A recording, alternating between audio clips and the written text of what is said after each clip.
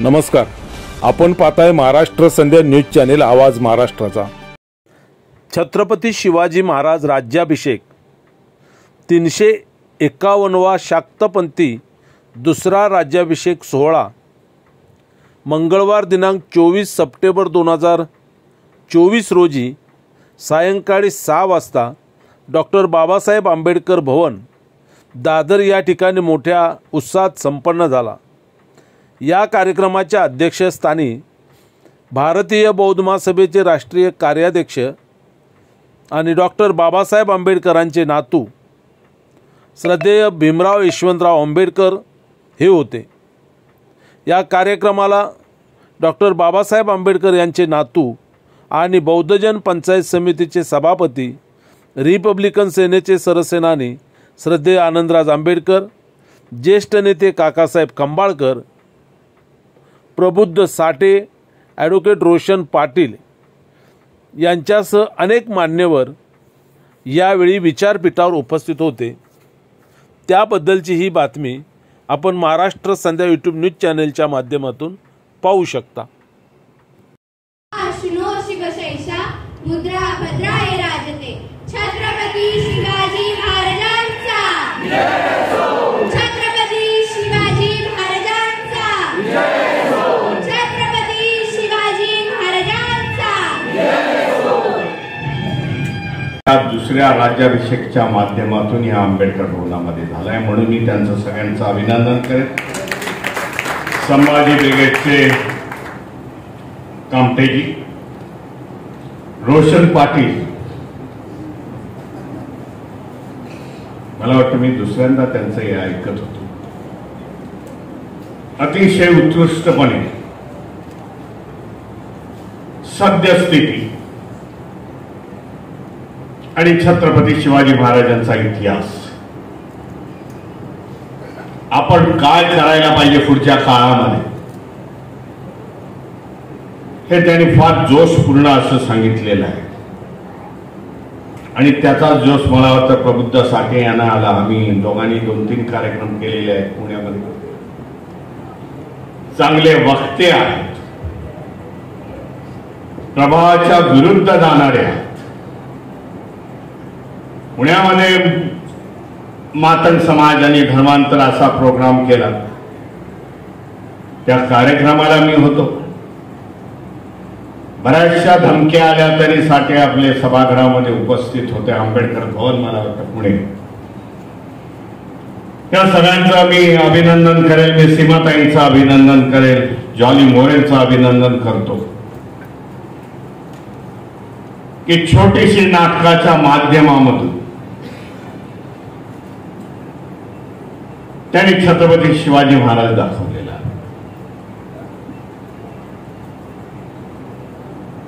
कुलकर्णी दाखवलेला आहे,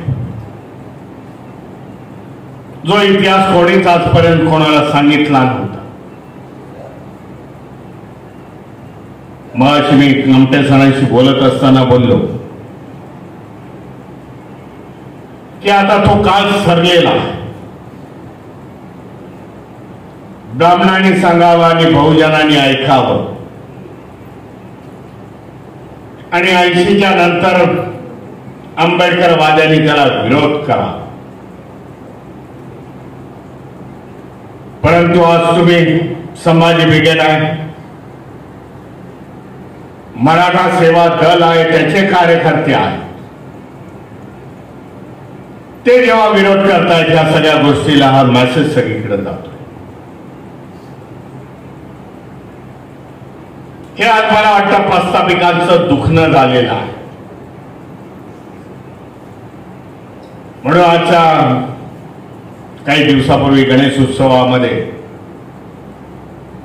मोहन भागवतांनी जे स्टेटमेंट केलं, छत्रपती शिवाजी महाराजांची समाधी टिळकांनी शोधून काढली, त्याला विरोध झाला। पुढे महाराष्ट्रामध्ये मराठा समाजामधून विरोध झाला। सांगण्यात आलं की खोटा इतिहास याच्या पुढे आम्ही चालून देणार नाही। आज आम्ही देखील शिकतोय, आम्हाला खरा इतिहास जाणून घ्यायचा आहे। सर्व बहुजन पुरुषांचा इतिहास आपल्याला नव्याने मांडावा लागेल या देशामध्ये. जो पूर्वी लिहिलेला इतिहास एका संकुचित धोरणाने एका जातीच्या माध्यमामधून लिहिला होता, तो आपल्याला बदलावा लागेल. हे आम्हाला वाटतं आजच्या कार्यक्रमाचं मोठं फलित आहे.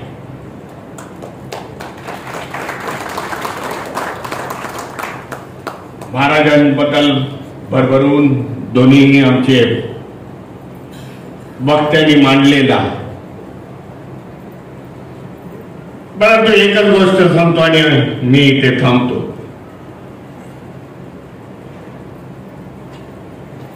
महाराजांचा पहिला पुतळा कुठे बसवला असेल तो पुण्यामध्ये. बसवणारे होते छत्रपती शाहू महाराज. आणि शाहू महाराजांनी जेव्हा घोषणा केली की महाराजांचा पुतळा मी शिवाजी पुण्यामध्ये मी बांधत आहे, उभारत आहे, पुण्यामधल्या सगळे ब्राह्मण एकत्र आले आणि त्यांनी त्याला विरोध केला.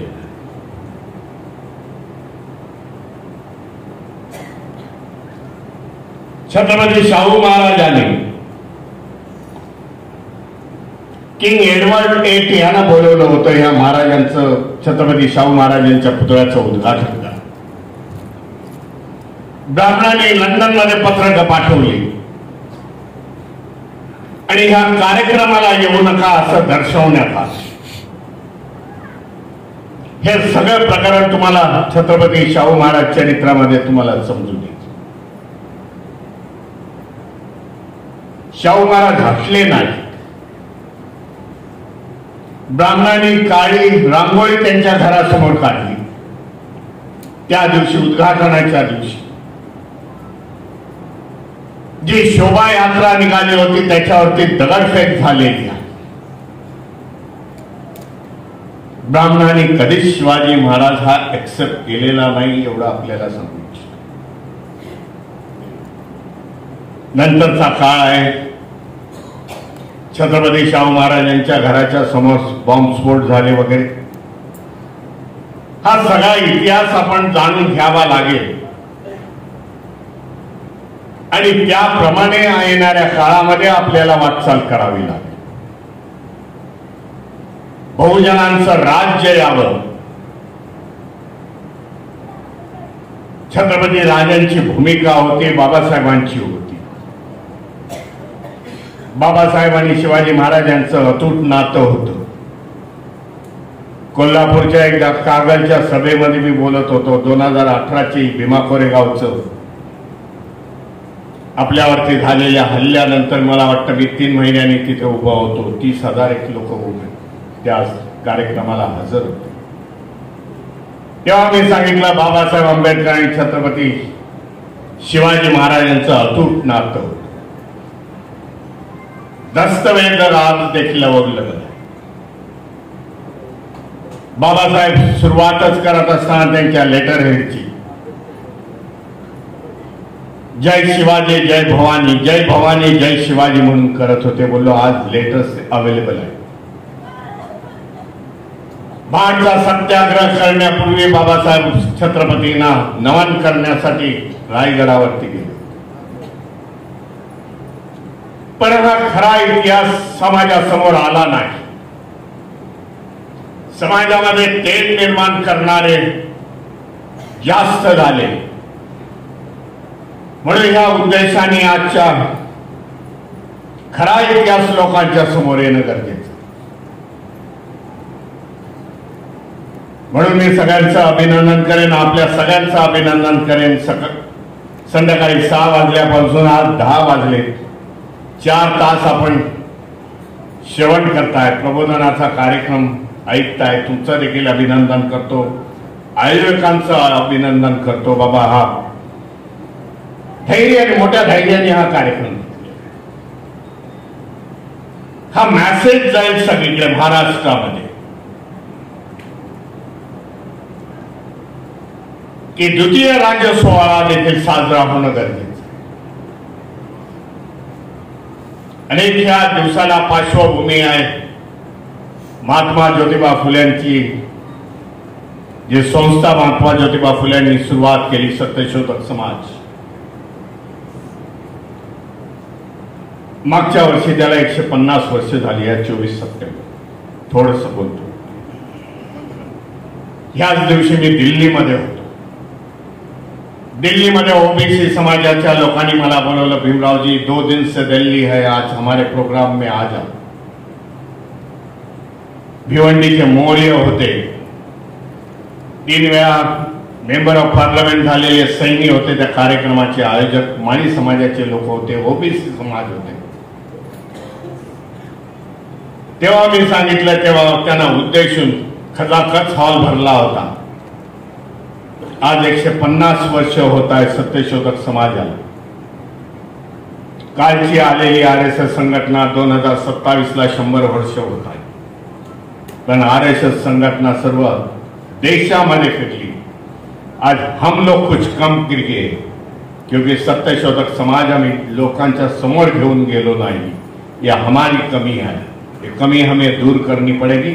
आपल्या सगळ्यांचं स्वागत करतो आणि इथेच थांबतो. नमो बुद्धाय. जय भीम, जय संविधान.